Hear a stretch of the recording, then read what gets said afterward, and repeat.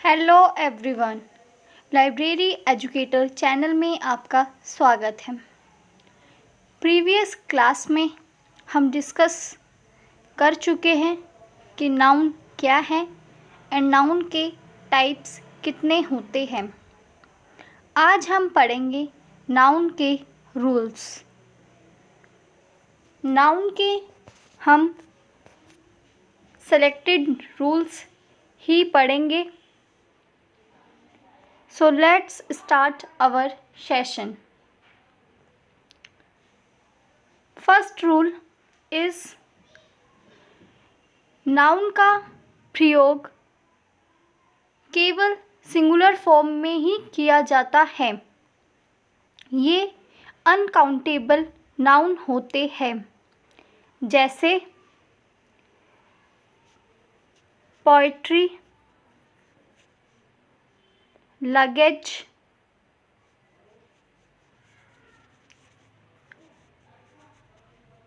Baggage,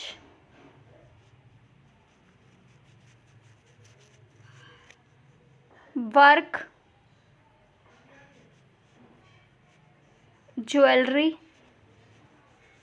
ये इस तरह के नाउन्स हैं जो सुनने में प्लूरल लगते हैं, लेकिन इनका यूज़ सिंगुलर फॉर्म में होता है।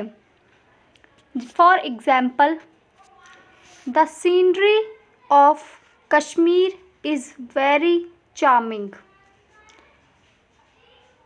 यानी कि कश्मीर की सीनरी बहुत चार्मिंग होती है।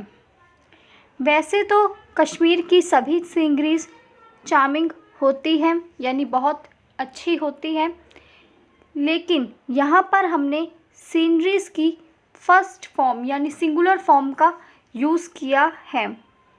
सीनरीज़ में अगर हम IES ऐड कर देते तो ये हमारा नाउन की प्लूरल फॉर्म यानी सीनरीज़ हो जाता। नाउन के फर्स्ट रूल में हम ऐसे जैसे पोएट्री, लगेज, स्टेशनरी जो हमें सुनने में प्लूरल लगते हैं, लेकिन वास्तव में ये नाउन हमारी सिंगुलर फॉर्म में ही यूज़ होती है। नेक्स्ट रूल, इस नाउन के सेकंड रूल में हम देख रहे हैं कि इकोनॉमिक्स शब्द हमें दिखने में प्लूरल लग रहा है, लेकिन ये हमारा सिंगुलर फॉर्म के रूप में यूज़ होता है। जैसे economics is an interesting subject. यहाँ पर इकोनॉमिक्स एक सब्जेक्ट है जो कि हम इकोनॉमिक ना लिखकर इकोनॉमिक्स एस लगाकर उसे प्लूरल बनाते हैं, लेकिन ये वास्तव में प्लूरल नहीं होते। ये सिर्फ दिखने में प्लूरल है। जैसे एथिक्स को हम एथिक नहीं बोल सकते। नेक्स्ट, न्यूज़ को हम न्यू नहीं कर सकते। अगर क्योंकि हम न्यूज़ में से एस हटा देंगे तो ये हमारा न्यू बन जाएगा। इसीलिए न्यूज़ भी हमारा दिखने में प्लूरल है, लेकिन वास्तव में ये सिंगुलर नाउन होती है। इसी तरह हम फिज़िक्स, मैथमेटिक्स जैसे सब्जेक्ट्स को या नाउन्स को देखते हैं जो कि दिखने में प्लूरल लगते हैं, लेकिन होते ये सिंगुलर नाउन के हैं। Next rule. नेक्स्ट रूल में ही inquired from door to door, यानी कि हमने एक नाउन के बाद प्रीपोजिशन का यूज़ किया है, फिर हमने उसी नाउन का यूज़ दोबारा किया है, यानी noun plus preposition plus noun. ये नाउन हमें इन नाउन का यूज़ हम सिंगुलर फॉर्म में करते हैं जब हम नाउन के बाद प्रीपोजिशन प्लस नाउन का फिर से यूज़ करते हैं। Example, ship after ship, is arriving। यहाँ पर भी हमने नाउन के बाद प्रीपोजिशन का यूज़ किया है और उसके बाद फिर हमने नाउन का यूज़ किया है। इंग्लिश की फर्स्ट क्लास में जिसमें हमने पार्ट्स ऑफ स्पीच पढ़ा, उसमें हम प्रीपोजिशन का इंट्रोडक्शन कर चुके हैं। अगर किसी को प्रीपोजिशन नहीं आती तो वो उस वीडियो में देख सकते हैं। Rule number 4। रूल नंबर 4 में हम देखते हैं कि कुछ नाउन हमारे ऐसे होते हैं जिनका यूज़ हम प्लूरल एंड सिंगुलर दोनों ही फॉर्म्स में करते हैं।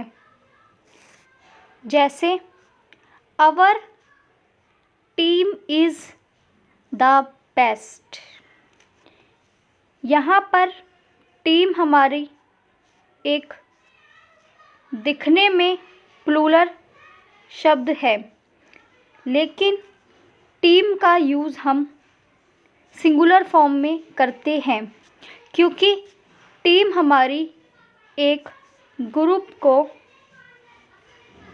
दर्शाती है और ग्रुप को हम एक वर्ड द्वारा यहाँ पर दर्शा रहे हैं, इसीलिए टीम के साथ हम सिंगुलर हेल्पिंग वर्ब का यूज़ करते हैं। नेक्स्ट, जैसे जूरी। जूरी शब्द भी हमारा एक टीम को दर्शाता है, लेकिन जूरी शब्द का यूज़ भी हम सिंगुलर नाउन में करते हैं। नेक्स्ट है example, there are 2 fish in the pond.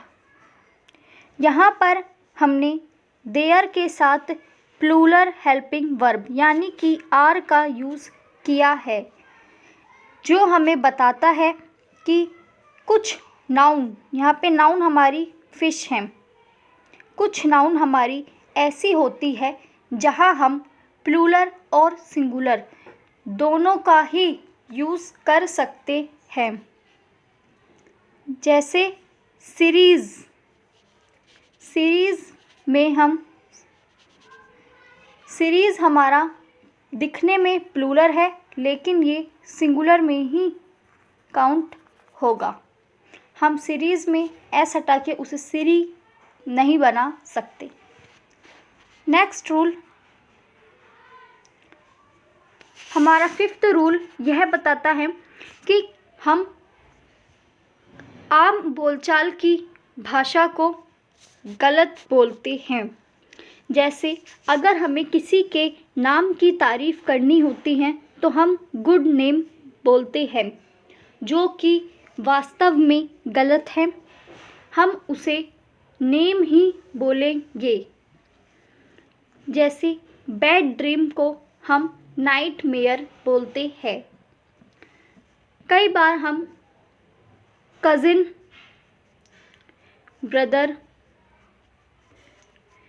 या सिस्टर शब्द का यूज़ करते हैं, लेकिन इसका सही यूज़ सिर्फ कज़िन ही होता है।